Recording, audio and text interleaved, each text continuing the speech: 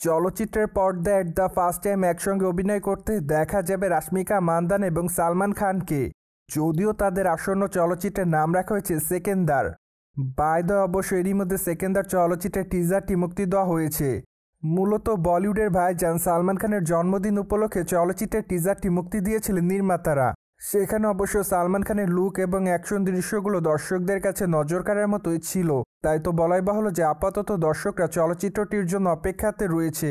By the চলচ্চিত্রের পর্দায় যেহেতু সালমান খানের সঙ্গে রাশমিকা মান্দানাকে অ্যাট দ্য ফার্স্ট টাইম দেখা যাবে, তাই তো আপাতত সকলে চলচ্চিত্রটিতে তাদের কেমিস্ট্রি দেখার জন্য অপেক্ষায় রয়েছে।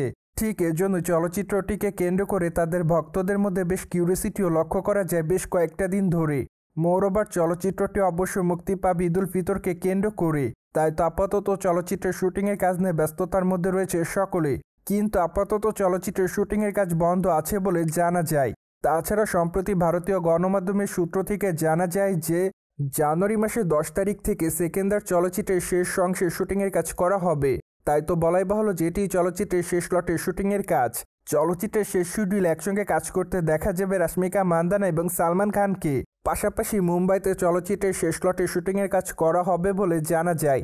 তাই তো আপাতত চলচ্চিত্র নির্মাতারা চলচ্চিত্রের শেষ লটের শুটিংয়ের কাজ করার জন্য প্রস্তুতি নিচ্ছে। বাই দ্য এর আগে অবশ্য রাশমিকা মান্দানা সেকেন্দার চলচ্চিত্রের শুটিংয়ের অভিজ্ঞতা জানিয়েছিলেন। তখন অবশ্য নায়িকা জানিয়েছিলেন শুটিং সেটে সালমান খান খুবই ভালো একজন মানুষ। কেননা যখন এই তারকা সেকেন্দার চলচ্চিত্রের শুটিংয়ের কাজ করেছিলেন, ঠিক তখন তিনি বেশ কয়েকটা দিন অসুস্থ ছিলেন। মূলত সালমান খান যখন জানতে পারে এই তারকা অসুস্থ, তখন থেকে তিনি তার খবর রাখতেন প্রতিনিয়ত। পাশাপাশি কুলুম্যানদের সাহায্যে তাকে পুষ্টিকর খাবারও এনে দিতেন, যা অবশ্য নায়িকার কাছে খুবই ভালো লাগে। তাই তো নায়িকা রাশমিকা মান্দানা বলেছিলেন সালমান খান এক কথায় মাটির মানুষ। মোরওভার সেকেন্দার চলচ্চিত্রটি মূলত রাজনৈতিক এবং রিভেঞ্জ ঘরানার হতে পারে বলে জানা যায়। যাই হোক, এখন অবশ্য চলচ্চিত্রের গল্প প্রসঙ্গে নির্মাতারা তেমন কোনো মতামত দেয়নি। কিন্তু মাঝে অবশ্য নির্মাতারা জানিয়েছিলেন যে চলচ্চিত্রের গল্পটি সম্পূর্ণ নতুন, কেননা এই চলচ্চিত্রের গল্প এর আগে কোনো চলচ্চিত্র নির্মাণ করা হয়নি। তাই তো তারা দাবি করেন চলচ্চিত্রের গল্পটি দর্শকদের কাছে নজর কাড়বে। অন্যদিকে বলিউডের ভাইজান সালমান খানের হাতে আগামী দিনে বেশ কয়েকটা প্রজেক্টের কাজ আছে বলে জানা যায়। তাই তো মাঝে অবশ্য গুঞ্জন শোনা যায় এই তারকাকে আগামী দিনে নির্মাতা অ্যাটলি কুমারের সঙ্গে কাজ করতে দেখা যাবে।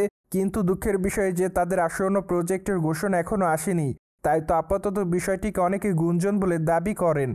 যাই হোক, এখন শুধুমাত্র অপেক্ষার পালা, কেননা বর্তমানে এক ঘনিষ্ঠ সূত্রের মাধ্যমে জানা যায় শীঘ্রই চলচ্চিত্রটির ঘোষণা দিবে নির্মাতারা। সোভিয়ার জেনে তো নিলেন কবে থেকে সেকেন্দার চলচ্চিত্রের শেষ লটের শুটিংয়ের কাজ শুরু করা হবে।